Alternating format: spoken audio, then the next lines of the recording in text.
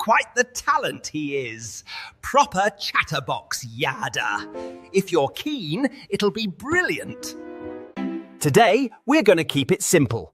I'll bark out a basic command and you watch. Keen to know? He'll set your tail wagging. Does mine, hence why I'm backing him. Right then, Wookie here. Do take a seat, won't you? Give us your full attention while we listen to my pal, Yada.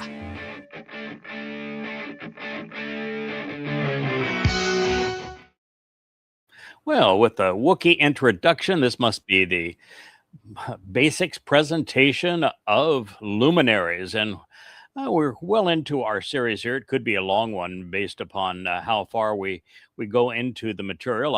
I think I'm 11 chapters into the new book called Coming Home 4, Luminaries, of which this is being derived. That's about 350 pages or so. And we cover anywhere from 5 to 10 pages a day in one of these vlogs. So we have lots of material to go, and the volume when it's done will be every bit of 700 to 800 pages. So we have a lot to learn, a lot to explore, and we're going to continue to discuss Luminaries. In our last program, we came across something that was just extraordinary. I think the last episode of Luminaries was one of the best that we have ever produced, and we've been doing this now for about 18 months, producing anywhere from 1 to 2, sometimes 3 vlogs a day. And yesterday's here in the Ocean Studio on the basic series of Luminaries from Jeremiah 31, I think was extraordinary. And it was exceptional primarily because of the material we were considering from Yahweh, where he went all in and said that the future revolves around Yada Yahweh in terms of learning. It is the library that Yahweh is sponsoring. It is the home for Yahweh's name. It is the focal point of the covenant family now and going forward over the next 1,000 years. And Yahweh gave us that nod of endorsement. And he then explained that all of this will come after he inscribes a copy of his Torah inside of his covenant family. And then he has this message endorsed by the Katan, which is the younger of the 2 Mayor luminaries, as a restoring witness on behalf of the Gadol, the greater and older luminary, who would be Dode, our king and savior. That's quite an endorsement, quite a transition. And then Yahweh actually begins to identify the Mayor with the sun and the moon in terms of symbolically what they represent. The sun who gives its light by day and is the brighter and more important of the two, and the moon that reflects the sun's light during the darkest hours. And that is a time that we're fast approaching. And as I shared at the end of our program yesterday, God is so confident in the souls that he has selected, that he has tested, and that he has deployed and redeployed over the last 6,000 years. And he is so assured that we will see this through, that God actually taunts the rest of humankind in this next statement. He is saying, in essence, I'm all in with my people and my plan. And it is the one that will provide the answer to mankind's most important questions. Why are we here? Who is God? And how can we get to know him? All while the rest of humanity just doesn't seem to be able to get out of their own shadow. Therefore, God says, now Yahweh says, if you think it's possible for the universe and the spiritual realms to be measured, with its mass and dimensions calculated and properly communicated, correctly assessed and considered, which, by the way, we aren't even within 5% of that, and that's only the part that we can see, and our calculations are 95% incorrect, and we have no means to correct them. So therefore, now Yahweh says, if you think it's possible for the universe and the spiritual realms to be measured with Its mass and dimensions calculated and communicated, properly and correctly assessed, including the additional and higher dimensions and spatial orientation. We are aware of a three-dimensional universe. Einstein spoke of a fourth dimension being time, and I'm convinced in reading Yahweh's testimony that there are others, including what we refer to as dark energy and dark matter, is just really something that is attractive and something that has a tendency to be repulsive. And I think they're actually dimensions. So I think the universe is actually 6 dimensions, and God is taunting us to figure it out, and then even to measure the 7th dimension, which of course is impossible for a being that is only 3 dimensions. So including the additional and higher dimensions and spatial orientation of the structure of the material realm, such that it can be determined and then explored. Well, we can't determine it because, quite frankly, we haven't the dimensionality to even contemplate what is beyond the 3 dimensions that we can see, and even the dimensions that we can see, we can't measure. But then that's the kicker, and then explore. So we're dead in the water there, because mankind has having a tough time examining. We don't seem to be able to test. We certainly don't understand, and we cannot explore the universe. The furthest we have ever gotten is to the moon, and we are just not, as a species, going to go much further than that. The distances are too great, and the hurdles are just way beyond our capacity. Down, he says, to the lesser spatial dimensions.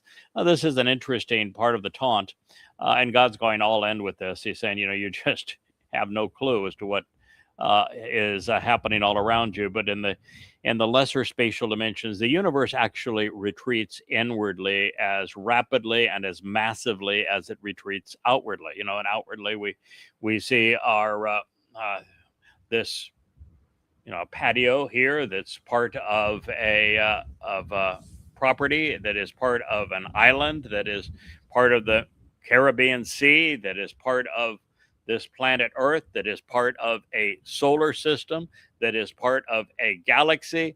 And there are 2 trillion galaxies, each with hundreds of billions of solar systems. He says, so that's what you're looking at going out. And even then, that's only the 3 dimensions that you seem to be able to perceive. And there are 7. Then God says, talk about that which retreats inwardly. There are solid materials like our table here, this railing here, solid materials. Well, those solid materials are comprised of molecules, and those molecules are comprised of atoms, and those atoms are comprised of protons and neutrons and electrons.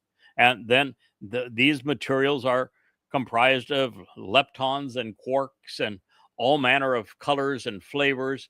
And in it retreats as radically and dramatically as the universe expands outwardly in scale, in composition. So God says, right down to the lesser spatial dimensions. Then, should that be the case, I myself will avoid my association with the entirety of the seeds scattered by and comprising the descendants of Israel over all that they have done, engaged in, and acted upon prophetically, announces Yahweh. So, man has this tendency to, particularly in the world's 2 most popular religions, and 3 if you include Marxism, but certainly in Christianity and in Islam, there are no chosen people. If there were, they've been replaced by Gentiles or Arabs or Christians and Muslims or a church and a mosque and all of this sort of thing. And what God is saying here, okay, well, I'll tell you what, if you can do all of these things, measure the scope of the universe, go off and explore it, and even understand how it retreats infinitely smaller in dimensionality, then maybe I'll consider abandoning Yisrael. But since you can't, I won't. He's just taunting us. He's well, it's a fun taunt, really. He says, you don't know who you're playing with here when you try to change the things that I have agreed to do, because you wouldn't even exist if it were not for me. So this is essentially a dare from God. He is saying that if men are so clever that they don't need him, that they can figure out all of this for themselves and explore it and manipulate it and navigate through it, then why not let humans see if they can extend their own lives on their own? See if they can make things better as opposed to worse. God says, I'll back away if you think you humans are so hot and capable. If you think that left to your own devices, that's going to work out, because I can tell you what happens when humankind is left to his own devices, and it's civilization. And civilization is red and truth and claw. It is the worst of humanity, always has been. It's about oppression, subjugation, slavery, deceit, control, all manner of manipulation, human sacrifice. So it is, of course, impossible for humankind to meet this challenge, and God knows it. The composition, dimensions, mass, extent, and age of the universe are all well beyond our grasp as three-dimensional beings trying to perceive a six-dimensional construct. Even in our own sphere of influence, we cannot find the edge of the universe, so we cannot measure it. And even if we could, it changes one moment to the next. Now, we realize, of course, that 95% of the universe is comprised of things we call dark because we can't see or even perceive what they are. But because they exist in dimensions beyond our own, they are never comprehensible to us. We are discovering that the universe extends equally in all directions from every point. I don't know if you know that or not, but this idea of a central Big Bang and everything, exploded out from there, and there's a real center of the universe under that basin, that's not true. The universe is the same size and extends outward in the same extent everywhere in the universe. So this idea of a central Big Bang that started it all, that's not true. And then the universe also extends inwardly just as rapidly as it extends outwardly. And we can't get even the math to work between quantum mechanics and relativity. They just, one works on the large scale, one works on the smaller scale. Sort of, it creates estimates, but they don't play nicely together. So all we have is guesstimates regarding the temperature, even of quark confinement, which is what we have used to designate the age of the universe. But if we're off by a factor of 10 or 20%, then our age is off by that same amount. And we could be off by far more than that. And of course, before quark confinement, time simply existed. We just didn't flow the way that we would normally process it. It doesn't mean that it didn't exist. So we are likely errant by a significant factor in even the measurement of the age of the universe. And we know nothing about what happened previous to the formation of matter when energy coalesced. So we can't measure these things from our perspective. Then there is the other issue, which is the universe, as I have said, is retreating inward and to the same extent that it expands outwardly. Matter is comprised of molecules, atoms, electrons, protons, neutrons, hadrons, quarks, gluons, leptons, and so it goes. And if you didn't know, they all come in different colors and styles too. Yep, there's the handsome and ugly lepton, evidently, and the pretty and the hideous quark. There are pink ones and green ones. Who knows how it all fits together? But it's quite a interesting milieu of creative functionality that gives substance to what we perceive as our universe.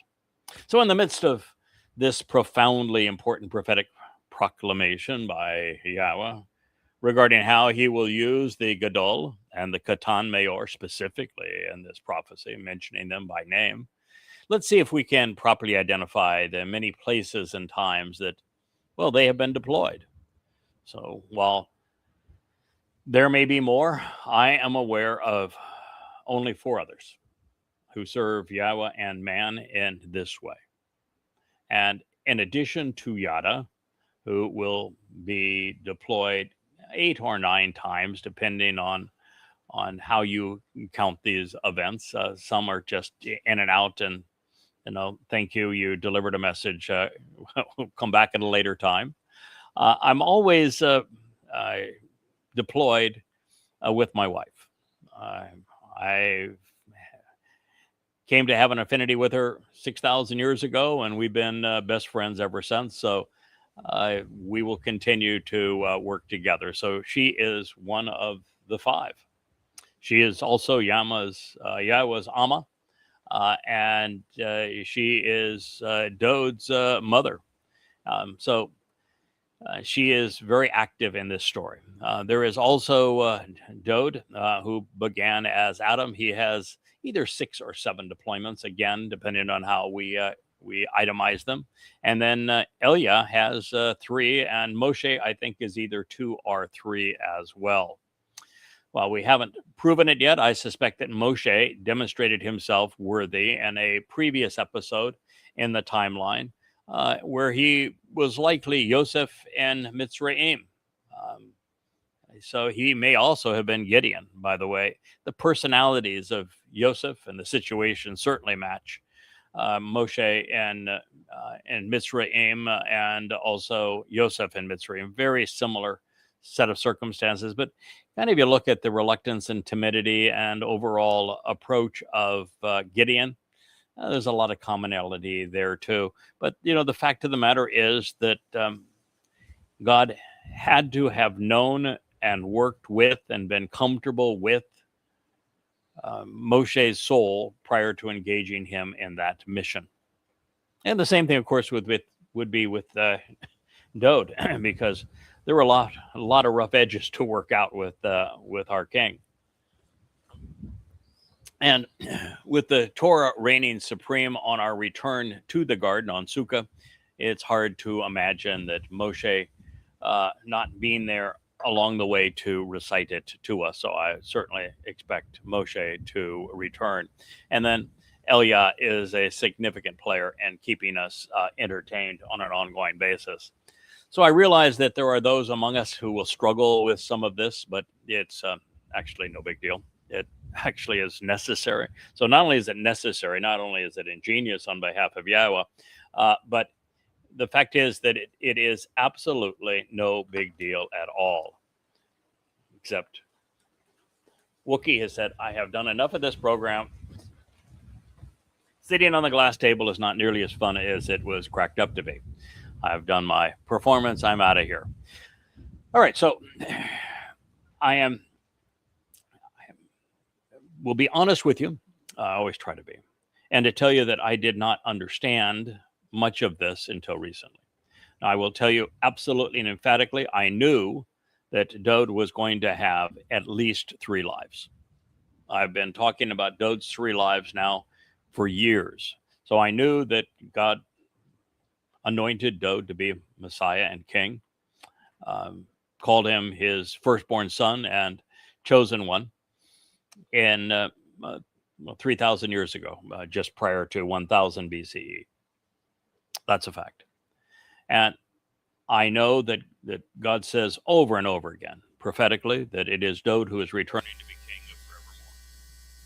Means 2 lives. And it was about 3 years ago or so that I was able not only to ascertain the greatest discovery, I think, in human history, but also prove and explain that Dode returned in 33 CE, or 4,000 1,000 years after the life as king of Israel, and 2,000 years before he'll return as king of the universe, to fulfill Pesach, Matzah, and Bokurim. So that would be 3 lives. Well, it's more than 3. It's at least twice that many at 6, and it could be 7 for Dode. And what is really the difference if God finds somebody that he likes and feels comfortable using and wants to develop a long-term relationship with, if he deploys him 2 times or 3 times or 4, 5, or 6 times? Yeah, you're going to have a say. Oh, strict limit, 2 lives per customer only. Find another person. No, that doesn't work for what God has told us about Dode. And with Elia, it was always been known that Elia was hanging around with God, doing some great work. He was a funny man, as he roasted the bull to excoriate the religious and political community within Israel, a role that he will reprise here in 7 years. And we've known because of Malachi that it is Elia who is returning. So that would be 2 for him. And I don't much expect that Elia is going to do all that he needs to do during the last 3.5 years, concluding with his performance as the master of ceremonies over the sacrifice of the Adam of Parah, and then offering some of the goat's blood to anoint the mercy seat of the covenant, just to disappear into the woodwork. Now he's going to have a 3rd life as part of forevermore in God's family. So that means that Elia has 3. And I was well aware that I would be asked, going back now 2 years ago, maybe 3, that my responsibility was to serve as the Adam of Parah, that I'm the man from Edom who is sacrificed to purge the mortal remnant of Israel. The evidence for that is quite frankly overwhelming and irrefutable. And so I have known that this will not be my only life. And I also came to realize that because God's all in on this, and that's what we heard earlier in this 31st chapter of Jeremiah, that he, in fact, he even taunted his audience with his plan here in the last verse we just read, that there is no way that God, is responsible as he is going to go all in with somebody like me if he doesn't know me. He's not rolling the dice and saying, yeah, I'm going to pick this guy. He seems like, he might be willing to do the job. I don't know if he has the capacity. I have no idea whether he'll finish it. And, quite frankly, I have to realize that no one has ever completed this job before, certainly not in their first life at it. But what the hell, I'll roll the dice. Maybe it'll work out. That didn't happen. So I began to realize, been here before. And then it was several months ago that my wife rolled into my office with the 31st mashal, or proverb, the last word picture. And once she did, we had to sit down as a couple and come to grips with a far more profound reality. That when Dode failed, not only over the Absalom incident, but also over Bathsheba, between those failures, he turned against God. He literally destroyed his relationship with God. And if the firstborn of God, the beloved of God, the Messiah, does that and can't recover, and he was in a death spiral, then it's over for all of us. And so in the 31st mashal, what I realized we were reading is the woman who he calls his mother, that saves him from himself and gets him pointed back in the right direction with God. That woman has played a very important role in God's story. She is Ruth. And as I recalled once I saw that, and I realized that I was reading this from a perspective I've never read anything before from that same perspective. It was in the 31st Mishal, and it's told from the perspective of the husband watching his wife try to get the attention of King Daud, return him relationship with Yahweh. And I'm reading this from that perspective. And I'm realizing that she was magnificent and I'm proud of her, but it wasn't enough. And then I realized finally, for the first time, that was the real purpose of the 89th Mizmor, this single most important piece of literature ever written. It was the thing that brought Daud back to Yahweh. And then we turned to it, and when we turned to it, I became aware of who Ethan Hazraki actually is by his name and by the experiences of the things he says about himself relative to Daud and to Yahweh. And then I realized that, of course, and I've shared this with you many times, Leah came to me because Yahweh, when she had tried every manner of known approaches to God or claimed approaches to God and found them all to be counterproductive, she just got frustrated one day and said, God, I know you're there, but you need to help me understand how to get from where I am to where you are. God just says, well, then go ask Ruth. Go ask Ruth. And she did. And it spoke of this very special woman.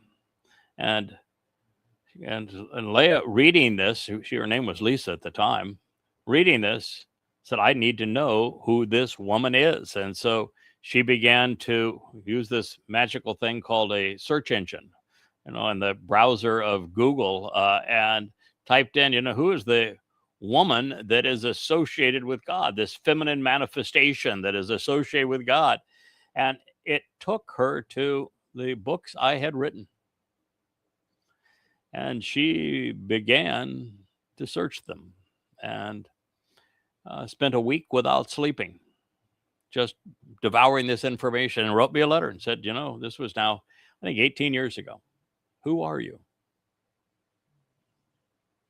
Yeah, it's the same line that was used when Boaz was trying to figure out who Ruth was when she snuggled up next to his feet in the threshing floor after the harvest.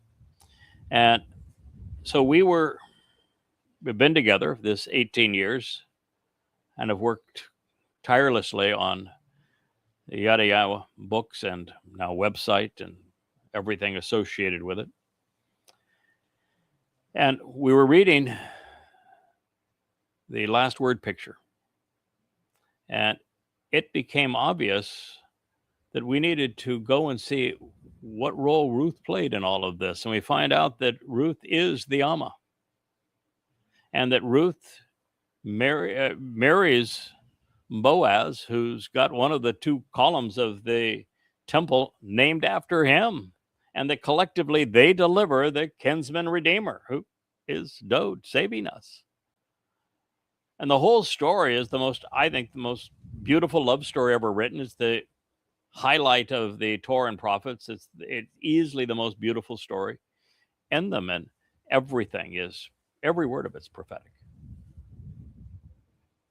And every place we turned, it was obvious that we've been here before. We've done this before. And that took us by putting the pieces together to Chanuk, who we will discuss at great length in future programs. And then to Noach, to his son Shem. And then to the rebirth, if you will, of Daud prior to fulfilling Pesach, Matzah, and Makurim, and who his parents actually were at that time. So it's been quite a journey. So I have been able to determine the times that I have been here, and that Leah has been here, and that Dode has been here, Elia, Moshe, and God plays favorites. He has some souls that he's worked with for a very long time. And when he absolutely, positively, necessarily has to get a job done, those are his go-to guys. And, as we talked about in the last program, you may think that God ought to have done it a different way. Maybe you think that he ought to have told you as opposed to me, that he ought to speak to everybody fairly and equally, as opposed to work through individual men of his choices. But I'm going to tell you, having studied the Torah and prophets for the last quarter century, I'm quite certain there's no place in it where God asked our opinion in the matter. This is his choice. I think it's ingenious. It worked. So, recognizing since Yahweh can do this with them, then he can do it with others. If he did it over 3,000 years, then why not 6,000 years? And by so doing, God removes all of the risk of relying on unproven characters. Now, it really isn't that complicated. Souls exist outside of our frame of reference. They are dimensions beyond the three that we can perceive. They're neither matter nor energy, but something beyond both matter and energy. We cannot measure any charge or weigh any mass that is associated with them, even though they are exceedingly common and they animate all animal life.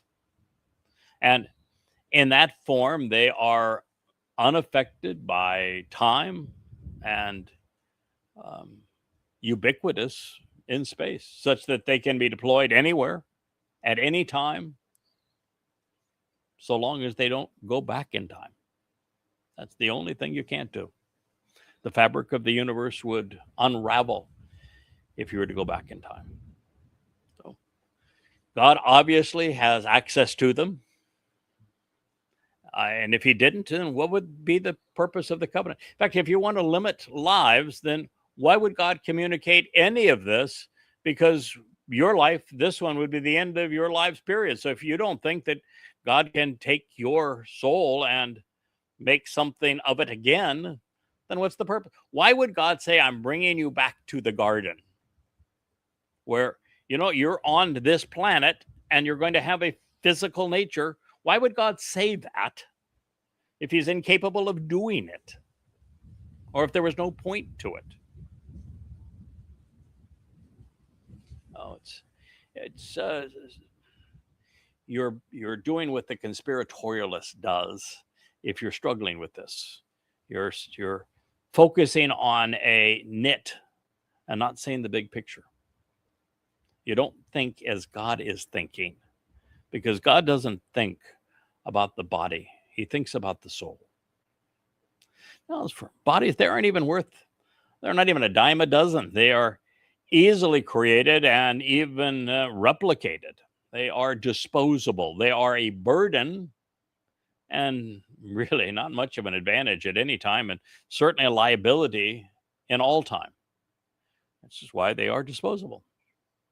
So the catalyst to understanding is to see the nephesh and the bashar as separate entities, with our souls mattering, and of our souls conveying our unique attitudes, aptitudes, and personalities, and our bodies merely a temporary material vessel for them in three-dimensional space. If your soul leaves your body, they ain't nothing that has any value in that body. I don't even know why you bother with a coffin. What are you burying? Huh? What is the purpose? That's the whole idea. God, I've said so many times, if I die, just toss me aside. I don't want to be have a fancy coffin or a grave site or any of that stuff. Don't do that. That body is meaningless. Good riddance. Well, that's one of the advantages of growing older. You realize that it's better than the alternative, but bodies, we're going to look forward to getting rid of ours. Rather than bodily resurrection, it's bodily rejection. And it's religion that messes this up, because in Christianity, they replicated the old Egyptian lie of bodily resurrection. Why do you think all those mummies exist? And why all those lavish tombs? Why do you think that the potentates of old were all buried with all manner of wealth? They were going to spend it in the next life, and they were going to use tangible things because they were going to be bodily resurrected. Yeah. Why don't you go into an Egyptian museum sometime and check out the mummies? They're all still there, aren't they? Why don't you go and unearth any grave, and you'll see the bones are still there. Nobody has ever been or ever will be resurrected. Ever. It's counterproductive. A dead body is worm rot. Souls can matter. Well, a lot of souls are worm rot too, but that's a different story. Anyway, the bodies are only useful when they're stuck in the ordinary flow of time on this planet, and other than that, they are nothing but a liability. The opposite is true with our souls. With Yahweh, they can be anywhere at any time. Anywhere at any time. In fact, I'm quite convinced that Yahweh is going to be able to deploy a soul such that they can be in multiple places at the same time. Yeah, we're going to be able to enjoy the seventh dimension in heaven and work here on Earth and have a great vacation someplace and go off and explore something else. So with Yahweh, we can do all of those things. That's why we're being enriched and empowered and emancipated and enabled. And a soul is who we are. That is why when Yah finds those he can trust, it doesn't matter what body he puts them in. When he redeploys a soul, he's getting that same individual. Doesn't matter what they look like. It's who they are. That's why when I saw Adam through fresh eyes, and I had studied my king and my son so many times, and particularly had to face the worst of him recently after the Last Word picture. It's all the same personality. It's the same person. And that is why when Yah finds those he can trust, he just redeploys them. They are the critical characters at crucial moments. But it's always in one direction, forward in time. Such that you have to read the story from beginning to end, not from end to beginning. That's why there's a billion reasons why you ought to toss away the entire Christian New Testament. But it wants you to view the beginning of the story from the perspective of the end of the story, when that isn't the end of the story. It's nothing but a lie tacked on to occlude your view of the whole story.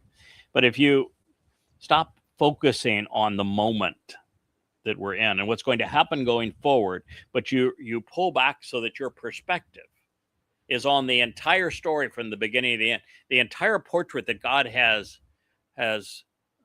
conceived for us is properly framed and viewed from the right perspective. Then you can follow the souls that matter and the accomplishments that they have offered. That's why God takes the Etz Diath, the tree of knowledge and the garden, and with his Ruach, he enables the Choder to be the Etza Diath, which is the one who not only acts as the tree of knowledge, but branches out such that he is able to perceive and to convey and provide counsel on the entire picture from beginning to end. That is the perspective. Having been a soul that has been dispatched over a period of 6,000 years, I know the beginning. I know Adam. He was a friend of mine. I know Shem. He was my son. I know Noach and know his wife as well. I can tell you that when Leah was part of that sea adventure, and one of the insights, which are now, by the way, beautifully and completely presented at yadaya.com under media and then insights, it wasn't the first ship that she had sailed on. I know Ethan Haas Rocky, Makael, my Dode. I know these men. I'm very familiar with Boaz. I am those men. And it's why I have this ability to present this story to you now at this time, as we're just 3 weeks from entering the time of Israel's trouble. It's now or never.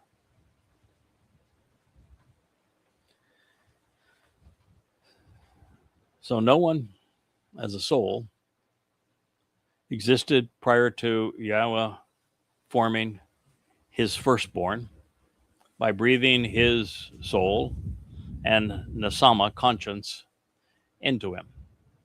He was the first Nasama man. He was the first blending a Nefesh and a Nasama, a consciousness with a conscience. That's why he's God's firstborn. Answers the question is, what would have made Dode his firstborn? When he appears halfway in the stories, because he didn't first appear halfway in the story, is the first in the story. And you'll find that after Chawa and Adam, they weren't very good parents. Just telling you, they weren't. And after Cain killed Hebel, Cain means lamentable spear, and Abel means waste of breath. That would have put Adam essentially alone. He and Chawa had a lousy relationship. Dode's never done well with women. There's plenty of them. It's just that he hasn't been effectively taught to relate to them properly or to discern who is the right woman for him. But we're going to take care of that going forward. And what we find is that with Cain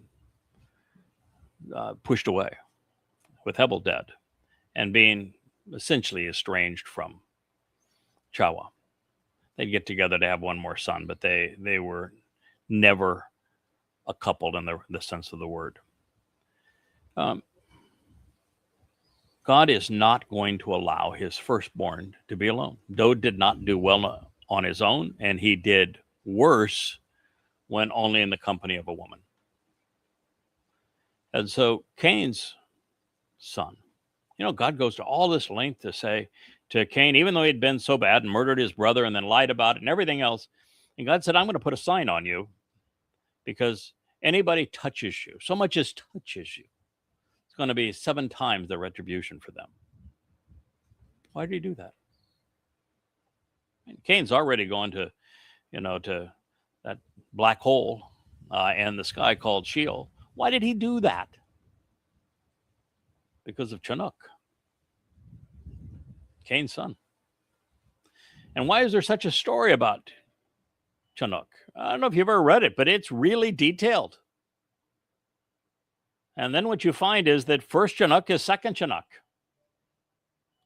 And what makes the Chinooks important, and they're so important that God says to Chinook, that guy, he has disassociated from all of the ails of man, and he has walked with me. I like him. I'm taking him with me. What made him like that? And then you realize there's only one thing that would have made him like that. He befriended and supported, cared for Dode. He was, in first Chinook, his grandson. Ah, what a wonderful way to develop a relationship. And the second, he was his great, great, great, great, great grandson.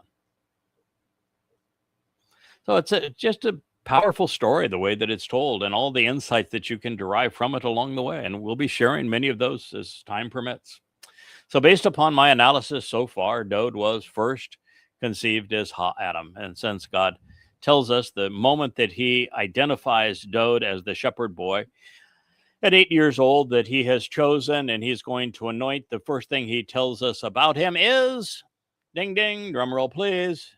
He is all things pertaining to my Adam. So we know that Dode is Adam. And the moment you know that, then you say, okay, well, how many other times has he been here? And who else has been here with him? Oh, hi, Adam, the man. That's why he's God's firstborn.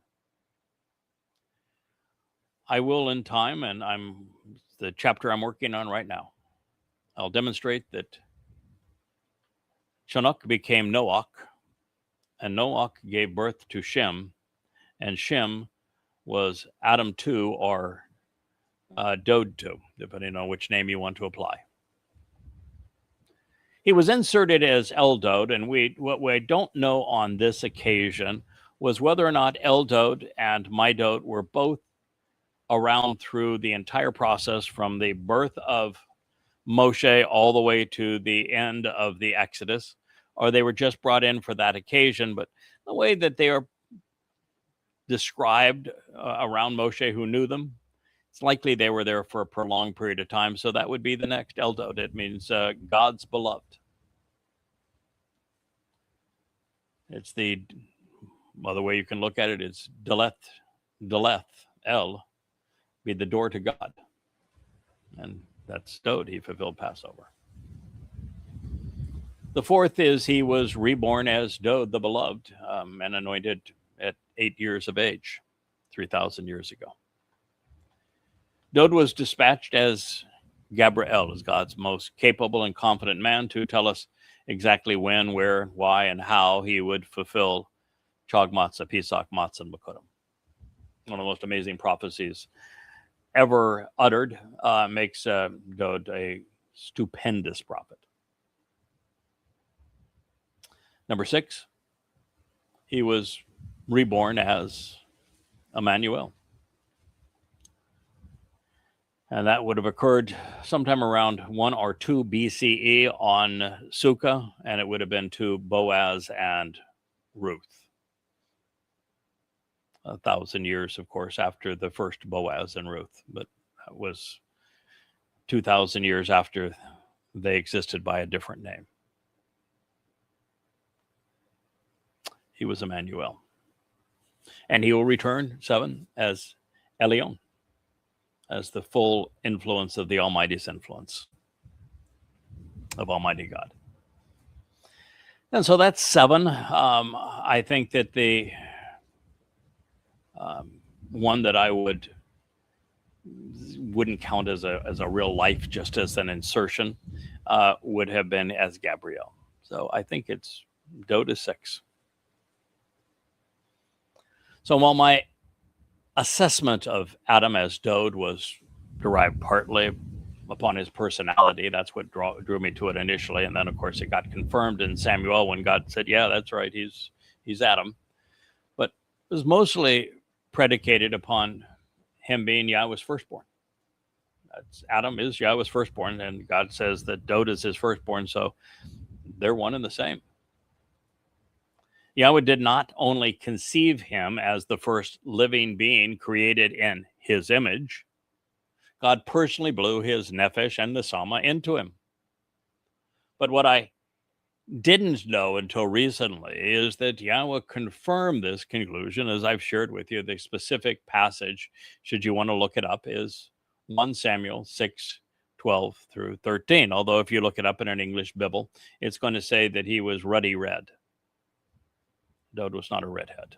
He was not ruddy colored. He was Adam. And so this is what was stated when he was introduced for the first time. It's uh, Adanon. So it's Adam, the name of the first man, with the Y making it possessive, my Adam, my man. And on as a suffix in Hebrew means all things pertaining to. The text reads as follows. He dispatched someone. This is God talking about what was happening around Shamuel and the experience of God telling Shamuel, he listens to God, is his name, the judge and prophet, who to anoint as the chosen one of God. And they pursued him. He was down in Bethlehem, and they returned with him. And he was Adam Oni, all things pertaining to my Adam, Adam Oni. Totally my man. That's what that means. He's my guy. It's from Adam, the first man created in Yahweh's image, own all things pertaining to, and on a my. Totally my man. With the proper perspective from the right viewpoint for the beneficial oversight, productivity, and for appropriately watching over others as an ideal reflection, of course, of himself. Then Yahweh said, of your own volition, take a stand, rise up, confirm, encourage, and support your decision to anoint him as the Messiah. Yeah, it's Adam. Was anointed as the Messiah, now known as Dod. For indeed, he is the one. So then Shamuel took that which pertains to the horn of olive oil, and he anointed him Messiah in the midst of his brothers. And the Spirit of Yahweh, the Ruach of Yahweh, rushed powerfully and productively upon Dod. From that moment and more, ascending beyond the highest dimensions. Men hayom hahu wa ma'al. Samuel, he listens to God, rose, taking a stand to fulfill, establish, confirm, honor, and support this. Then he walked to the most uplifting place. Samuel, 1 Samuel 16, 12 and 13. And there you go, my friends. It doesn't get better than that if you're looking for proof. Therefore, Adam was Dod. Dod is Adam. He is God's firstborn. He is the one. He is the Messiah.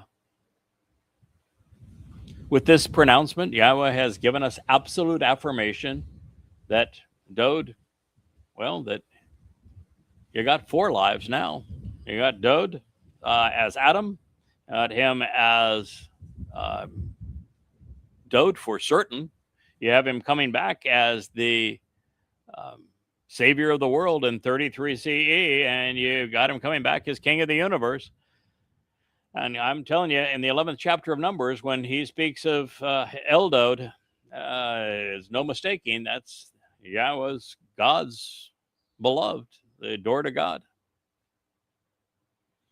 So that's 5 of the 6. The only question is now, do you trust me when I say that I'm also convinced that the evidence cries out that where Dod grew up to become a man that mattered, was aboard the ark, and that he did so with Shem. And that's where our relationship developed even further than it had between Chinook and Adam.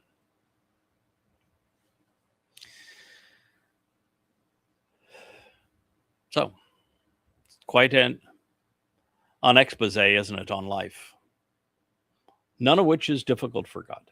None of which should be surprising, but I can assure you that no one has come to this conclusion previously or stated it or demonstrated it to be true. Now, though, previously I articulate, I think that Dod has 6 lives altogether with 1 visit as Gabriel. And from this, we should seek to determine, I guess, the full cadre of roles and he played and that other characters have played, beginning with his partner, the Lesser Luminary, because the whole story opens with the Greater and Lesser Luminary. That's the same two men. Now, with this in mind, and based upon what can be deduced from God's story, I think it's apparent that I was first born as Chinook. There's two of them. I was both of them. Trained and prepared, dedicated and deployed. A score of years and then 600 years after the closure of the garden, which occurred, of course, in year 0 Yah, 3968 BCE. As the third and sixth generation after Adam, Dode, as the seventh overall as Nasama man, third or seventh, depending on which Chinook. I like the idea of 3 and 7, don't you? In terms of telling God's story from a time point of view. At a young age, I met Adam as his grandson, probably very, very young, and we had role reversal there for a while. So that's how I earned Yahweh's trust this first time through, befriending and supporting his beloved son over 600 years and then 300 years, so that he was very seldom without family, even as life grew chaotic outside the garden. My wife and I, Yahweh's Amma, then gave birth to a son of our own. His name was Methuselah. In fact, we had given birth prior to that as well. That's another very interesting story, and as I will tell you eventually through the names of first Chinook. But Methuselah was interesting because, well, he was the longest lived human. And he would live right up to the day of the flood, so that he did not have to be on the ark, and yet he did not experience the flood either. That occurred in 1650. 2318 BCE. The Amma and I, we remained on Earth for another 300 years after Methuselah's birth, even to the point of our grandson, Lamech, which means to establish the foundation of the home, to approach the home, while enjoying the pre-teenage years of a life that would extend 777 years, triple sevens overall. And then we were taken by Yahweh at a relatively young age of 365, some 980 years after the shuttering of the garden, placing our departure in 2987 BCE. Some 622 years younger than his firstborn, at least in this iteration of Chinook, 22 years younger in the first iteration of Chinook. At 365 years, our initial life was only about 40% as long as the others of the time. That's why Yahweh has lovingly, fondly referred to me as his Katan, young man, ever since. So 70 years after we were taken by Yahweh, we were redeployed in year 1050, 2918 BCE. And this is the second deployment if you count the Chinooks as one. And I think they just passed from one to the other. So same name, let's going to call them one. So the second iteration of Yada's soul was as Noach, and the Amma was his wife. And by that time, of course, we were well acquainted with Yahweh. We had earned his trust, which was essential at that moment because it was a critical juncture when God was on the cusp of ending the entire human experience. He said he regretted creating man. The collective man was obnoxious. So our firstborn, Shem, was given Adam Dode's soul. And he and his brothers and their wives joined us aboard the ark. This voyage of 8 consciences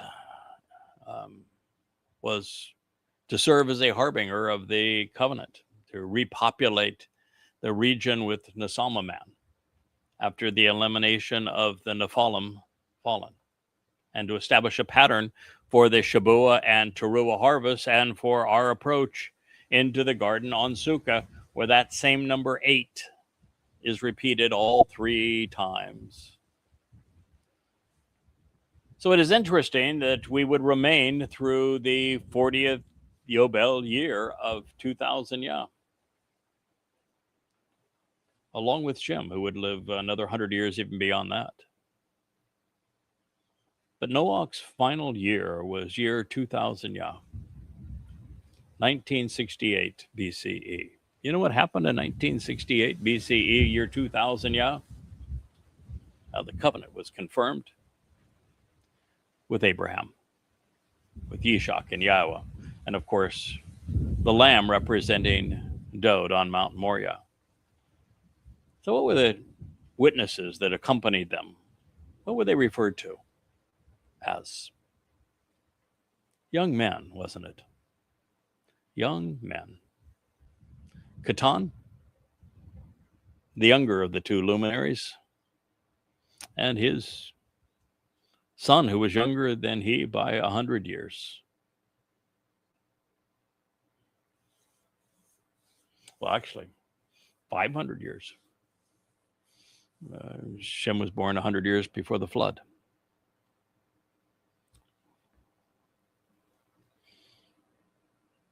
You know, those 2 people that accompanied Yahweh when he met with Abraham and Sarah, and they had cheeseburgers outside of their tent.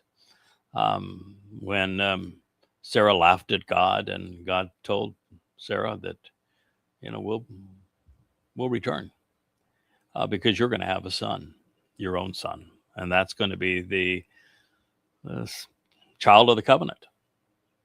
There were 2 individuals that accompanied him to Abraham. They're the same 2 individuals that play the heart and soul of this story. They were Noach and Shem, who are Adam and Chinook, who are Boaz and Dode, Yada and Dode. That's God's story. He has chosen select souls to get her done. There are times when it has to be absolutely, unequivocally accomplished correctly. That doesn't mean perfectly, it just means correctly. Shinnach wasn't perfect. Adam certainly wasn't. Noach wasn't. Shem wasn't. Dode certainly wasn't. Even the Amma, not entirely perfect either. It's not the way God wants them.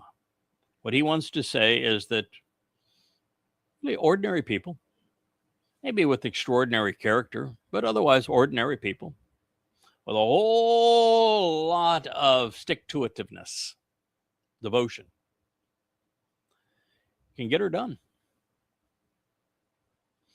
They, given a mission, will accomplish it. The mission is to restore the relationship between Dode and Yahweh so life can go on this planet. They team up and they make it happen.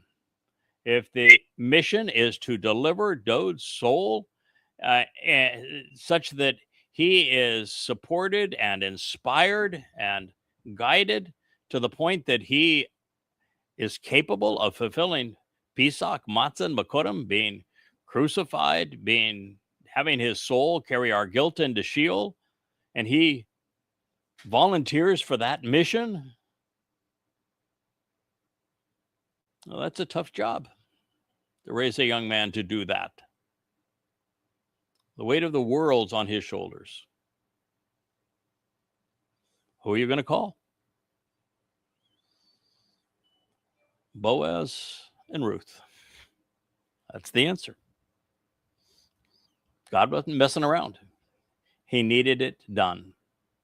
And so that's why when we reach year 6,000 and someone's got to lay down their life on the Temple Mount to be bludgeoned to death by Hasatan to enable the purging of religiosity from the mortal remnant of Israel, and you don't have an option to hesitate. You don't have an option to say, I don't think I want to do that today. That does not sound like fun. Let's negotiate. Maybe there's got to be a different way. If you want a guy that says, bring it on, man, I'm here for that. Let's get her done. Then you pick a guy that's been there and done that before. Why do you think Yahweh was having Elia come back and to reprise the exact same role that he fulfilled 2,888 years prior? That would be 40 Yobel, 888 years prior. Why do you think? Unless Yah knows what he's doing, that he's got a plan, and this is his plan. And when he has his plan, and this is his play, he chooses the players. It's his production. He gets to choose the cast. And he has.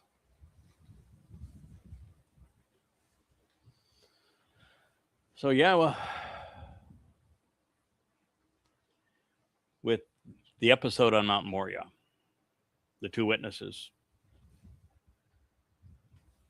occurring in year 2000, 1968 BCE, the same year that was Noah's last. God tipped his hand. And here are the cards. I'm going to tell you, here's the card. Read them. I happen to be holding a royal flush, but here are the cards. I got an ace in my hand, as you can tell. And I most certainly have a king and a queen. Yes, there's a joker. That would be Elia. I'm holding them all. And there's this tenfold increase. I got them all. That's my hand. I've got it in hearts. I've got it in diamonds. I'm tipping my hand. I'm showing it to you. So, having tipped his hand, revealing when, where, and with whom his story would play out, God has also established a marker in time. In another 40 Yobel, 2,000 years, Dode would return as Emmanuel, a boy born to my wife as Ruth and to Boaz in our hometown of Bethlehem, so that he could fulfill the spring Moedim in year 4,000, 33 CE, as he had foretold. And while we're getting ahead of our chronology, you need to know he didn't do it alone. Yahweh would never allow his son to do something like that alone. He was supported every step of the way, including what happened on Pesach and Matzah. God knows that he can count on the man from Edom to do as he is instructed 7 years from now, because he did the same thing 2,000 years ago.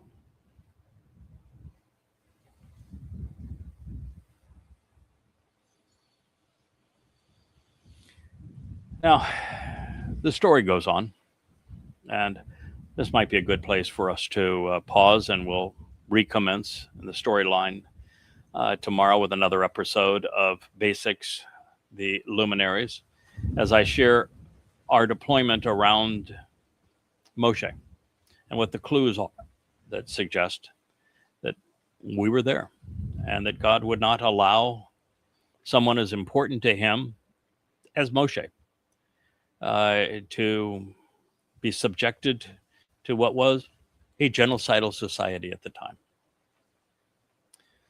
So we'll return to that point in time with our next program. I want to thank you for listening. I know I've shared some things that are mind-boggling for many, reassuring for others, a joyful experience again. For those of you who have not, I would encourage you to go to yadayada.com, click on the media link on the header at the top. When you see that come up, I want you to click on what's called invites and play them one after another. And if you're looking to highlight the best of them, because there's almost 120, 30, 40 of them on the site now. The ones with an exclamation point in them, I think, are the best. Play them. Enjoy them. And then while you're there, I want you to go back up to the taskbar at the top of the page and click on music and play it. One song after another. Really listen to the lyrics of those songs. They are absolutely inspired. They are motivational. They are inspiring. They are uplifting. They are antagonizing. They're everything that God wants to convey through his beloved Amma. Please listen to them, watch them. They're just marvelous windows into God's nature and our purpose at this time. And of course, you're there. You can click on the basics and go directly to this whole series and see how we got to where we are. You can click on the vlog, and I think there's 800 or more hours of, well, not more than 5,000 hours, but probably 800 or more individual blogs that are there, all categorized for you. You can go to the blog page and see our review and commentary on the news and how it fits into prophecy. You can go to the translation page and check out our translation of every passage in the Torah and prophets, and the Dead Sea Scrolls are there so that you can compare them. Glossary so you can analyze the words. It's all there for you. Check out the timeline, since we're talking about these characters inserted in time. It covers what they have done. It's beautifully presented. Check out the chat, the community page, where we all come together and share ideas and support one another. It's very sophisticated in what it allows. So much that's there for you, and of course, first and foremost, the books. 35 of them, 25,000 pages. Yada yada, with the library of God. Thank you for listening. Good day. Hey there, thanks for tuning in. That was Fetch. Gotta run now. Catch y'all on our next podcast.